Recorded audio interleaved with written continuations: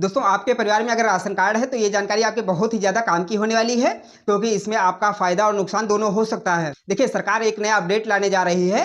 अभी तक आपको मालूम होगा कि पात्र गृहस्थी वालों को 5 किलो पर यूनिट के हिसाब से दिया जाता है और अंत्योदय वालों को 35 किलो पर राशन कार्ड के हिसाब से राशन दिया जाता है। लेकिन अब जो 35 किलो मिलता था वो 35 किलो नहीं बल्कि 7 किलो पर यूनिट के हिसाब से दिया जाएगा।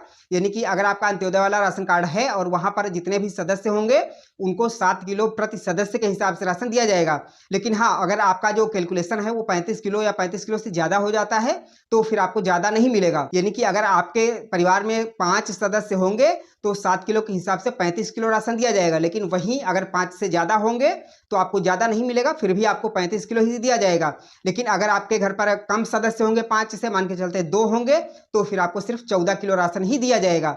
यानी कि 35 से कम कैलकुलेशन अगर आएगी तो 7 किलो पर यूनिट के हिसाब से दिया जाएगा और अगर 35 या 35 से ज़्यादा हो जाता है कैलकुलेशन में तो फिर आपको मैक्सिमम 35 किलो राशन ही दिया जाएगा। हालांकि ये नियम अभी लागू नहीं हुआ है, सरकार इसको विचार विमर्श के लिए रख रही है।